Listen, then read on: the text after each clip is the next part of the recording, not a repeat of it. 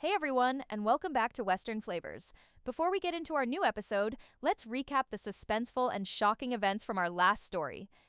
We followed two parallel journeys. A determined Amy, acting on her own, flew to Montana and, using a clever cover story, received an invitation to the ranch of Ty's old friend Hank. At the same time, Ty, investigating the US-Canada border, discovered a convoy of trucks linked to Nathan, confirming that his initial rescue was a setup. The story ended on a massive cliffhanger as Amy was lured into a trap and captured by a treacherous Hank, while a horrified Ty, miles away, realized he had unknowingly sent his friends into the lion's den. If you missed that incredible jaw-dropping story, the full playlist is linked for you in the description below. If you're enjoying this new season, please take a second to hit that like button and be sure to subscribe so you never miss a chapter. Now today, the two timelines collide in a desperate unheard warning, as Ty tries to save his friends from a danger they don't even know they're in.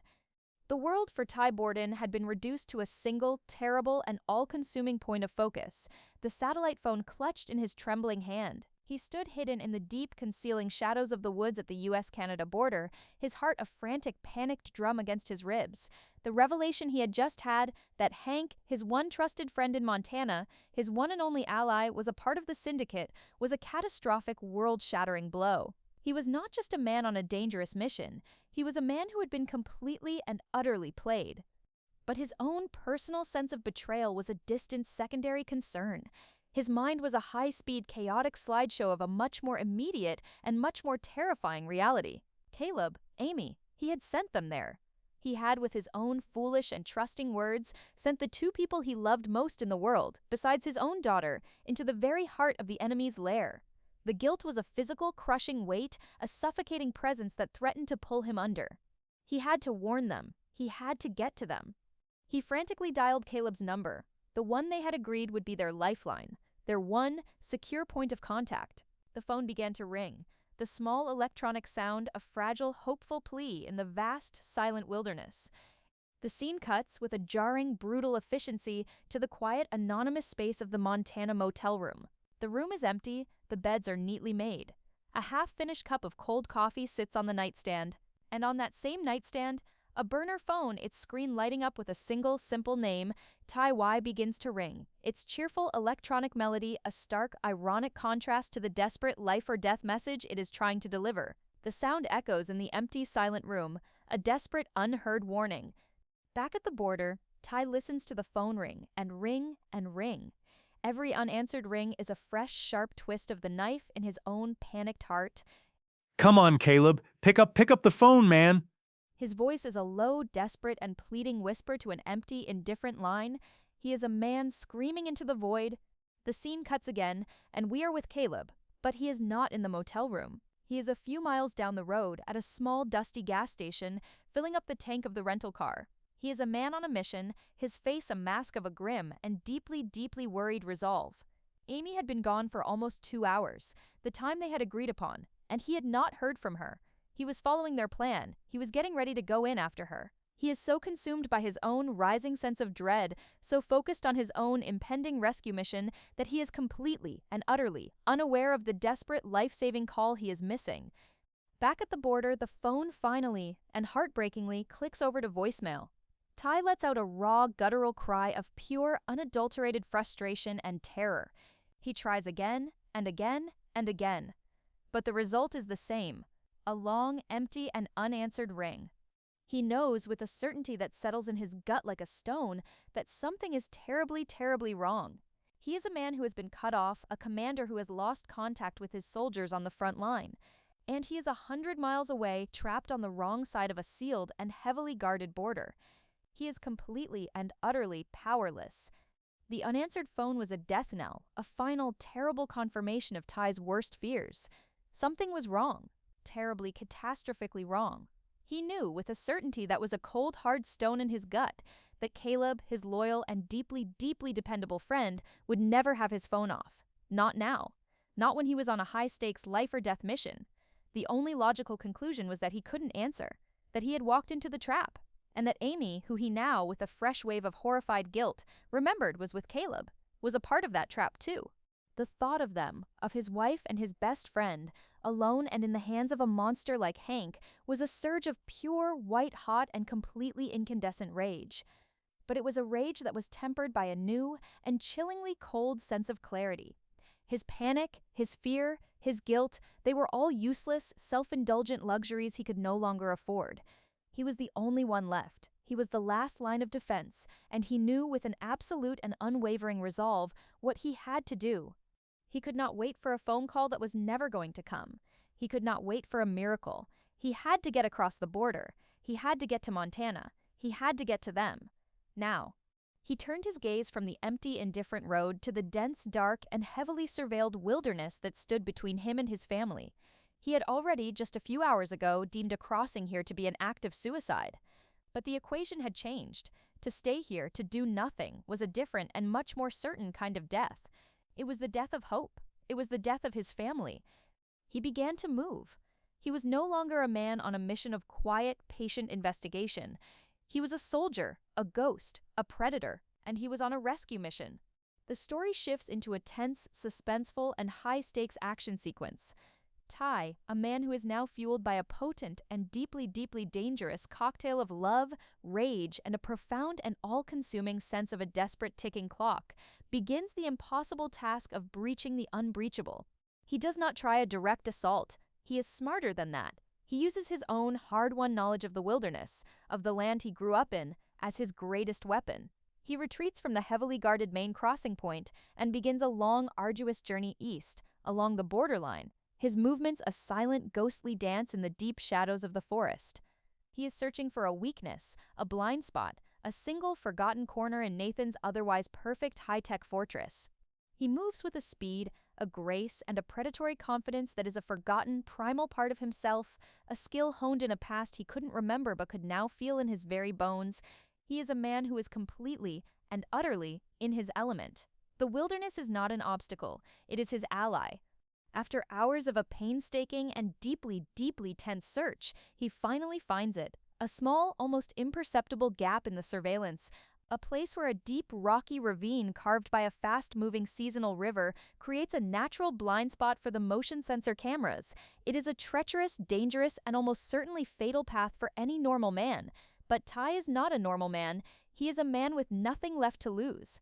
The crossing is a brutal, punishing, and incredibly, incredibly dangerous ordeal. He has to rappel down a sheer rock face, using the roots of ancient pine trees as his only handholds. He has to wade through the fast-moving and bone-chillingly cold water of the river, the current a powerful, angry force that threatens to pull him under. And he has to climb the other side, a sheer, muddy, and impossibly slippery wall of earth and rock. But he does it. He pulls his battered, bruised, and freezing body over the top of the ravine, and he is there. He is on the other side. He is in the United States. He has breached the unbreachable. He has done the impossible. He lies on the ground for a single, gasping and triumphant moment, his body a screaming chorus of aches and pains, and then he gets to his feet. The journey is not over. It has only just begun. While Ty was making his desperate, almost superhuman, crossing back into the United States, driven by a raw, primal need to protect his family, Amy was enduring a different kind of crossing. The story shifts, with a brutal, disorienting efficiency from Ty's desperate struggle for freedom to Amy's terrifying descent into captivity. The world had shrunk to the size of a single, cold, concrete room. She had no idea where she was. The journey from the remote plateau where Hank had revealed his true colors had been a blur of terror and pain. She had been thrown into the back of a dark, unmarked van, her wrists and ankles bound with unforgiving zip ties, a rough, foul-smelling cloth gag shoved deep into her mouth. The faces of the men who had captured her were grim, emotionless masks, their silence a chilling, professional efficiency. Now she was alone. The room was small, dark, and utterly devoid of comfort. The air was stale and cold, carrying the faint metallic scent of damp earth and something else, something chemical, antiseptic. There was no window, no light save for a single bare bulb in the ceiling, casting a harsh, unforgiving glare on the grimy concrete floor. She was tied to a sturdy metal chair, her arms secured behind her back, her ankles bound tightly to the chair legs. The gag was still in her mouth, a cruel, suffocating presence that made every breath a conscious, painful effort. Panic, a cold, sickening wave, threatened to engulf her, her heart hammered against her ribs, a frantic, trapped bird. She struggled against her restraints, twisting and pulling with a desperate animalistic energy, her muscles screaming in protest. But the zip ties held fast, digging cruelly into her wrists, chafing her skin. The more she struggled, the tighter they seemed to become, a brutal, undeniable confirmation of her utter helplessness. A sound at the door, the clink of a heavy lock, the creak of rusty hinges. Two men entered. Not Hank, but two of the ranch hands who had captured her. They were big, burly, and their faces were a mixture of bored indifference and a crude, sneering amusement.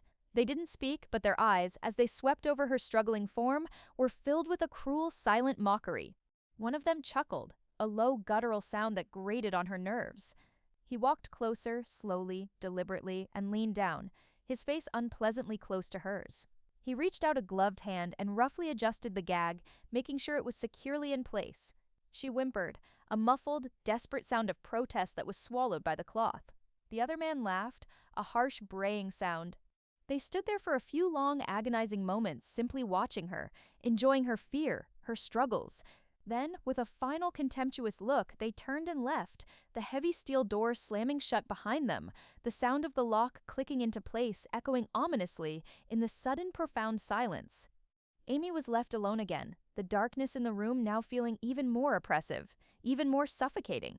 Tears welled in her eyes, hot and stinging, but she fought them back. This was not the time for tears. This was the time for strategy, for survival. Her mind, despite the terror, began to race. She tested the ropes again, searching for a weakness, a loose knot, a fraying edge. She assessed the room, the walls, the floor, desperately looking for anything, any small object that could be used as a tool, a weapon, a means of escape. Her horsewoman's instincts, honed by years of working with powerful, unpredictable animals, kicked in. She was trapped, yes, but she was not broken, not yet. A thought, small and persistent, pricked through her terror. Nathan, the kind, gentle, deeply flawed man she had loved. She wondered, in a moment of profound, almost childlike naivety, if he knew his goons were doing this to her. Surely the man who had been so gentle, so solicitous, so heartbroken over her pain, surely he would not approve of this cruel, dehumanizing treatment. A tiny, fragile part of her still clung to the belief that deep down, Nathan had had genuine feelings for her, that this monstrous side was something he controlled, something he would never unleash on her. It was a desperate, illogical hope, but in the desolate emptiness of her prison, it was a small, fragile spark against the encroaching darkness.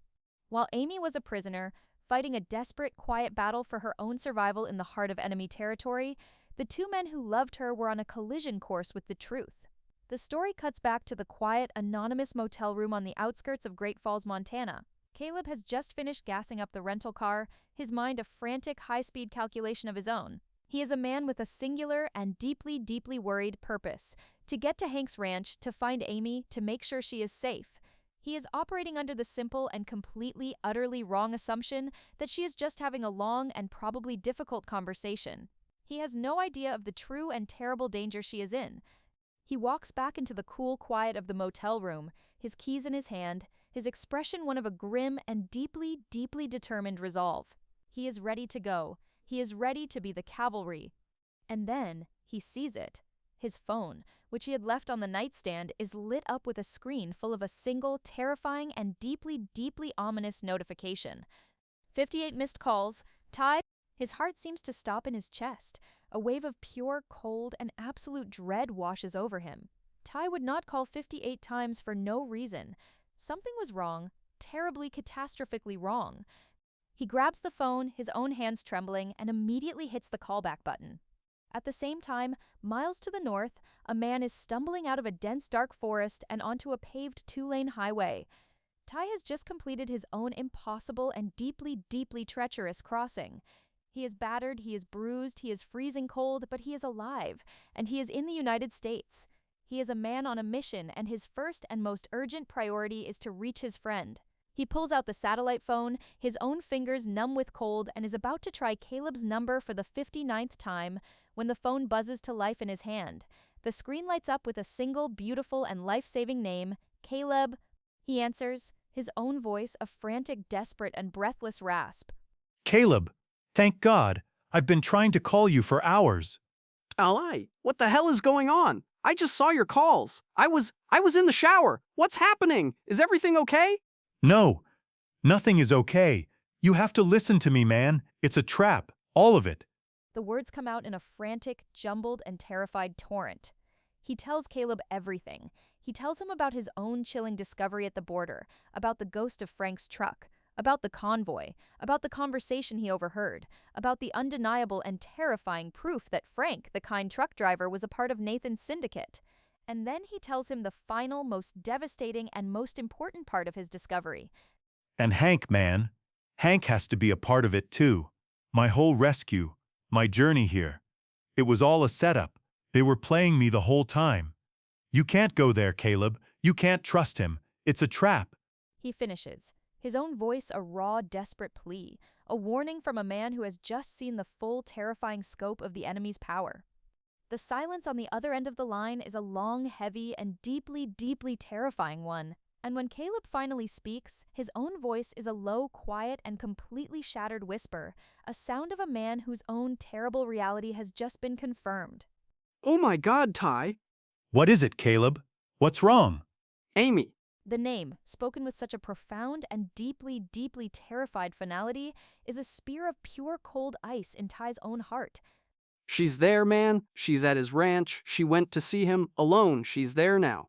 The words, the simple, devastating, and world-shattering confession, are a blow from which Ty Borden may never, ever recover. The full, monstrous, and absolutely horrifying truth of the situation finally, completely, and utterly crashes down on him.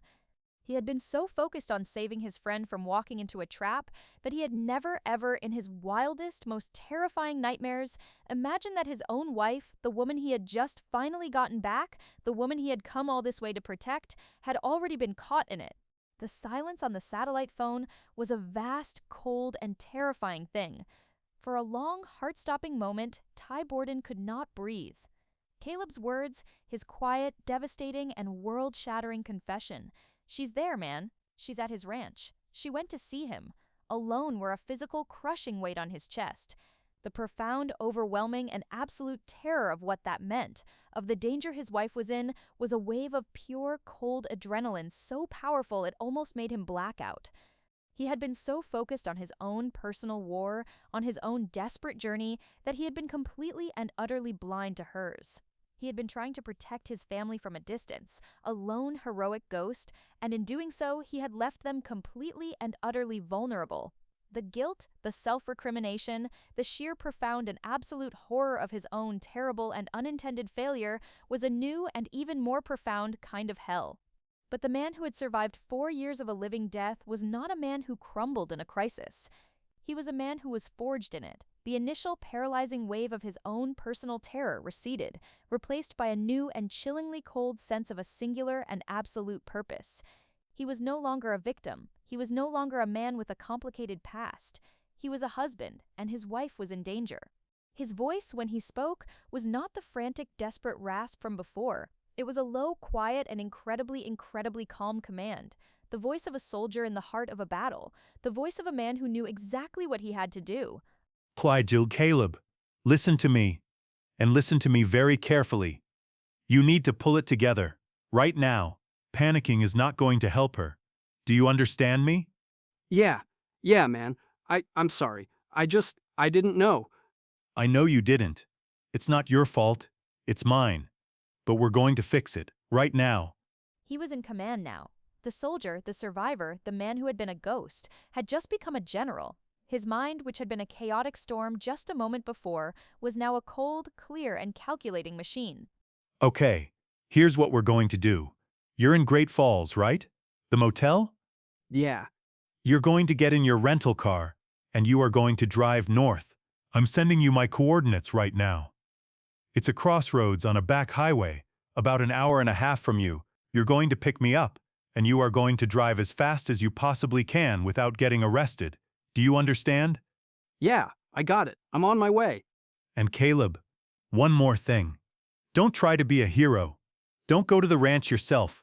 Don't call the police. These guys are professionals. They will see you coming a mile away. And if they think we're onto them, they will hurt her. We do this my way. Quietly. Do you promise me? I promise, man. I'll be there as fast as I can. The call ended. The plan was in motion. The desperate, high-stakes race against time had begun. The episode ends with a final, powerful, and incredibly suspenseful sequence. We see Caleb, his own face a mask of a new and grim resolve, running from the motel room, his keys in his hand. We see Amy, a captive in a dark, cold room, her own face a mask of a quiet and deeply, deeply resilient defiance.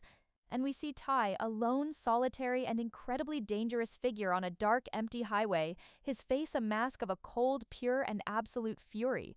He is no longer just a man on a mission to reclaim his past. He is a husband on a mission to save his wife. The hunt was over. The rescue had begun.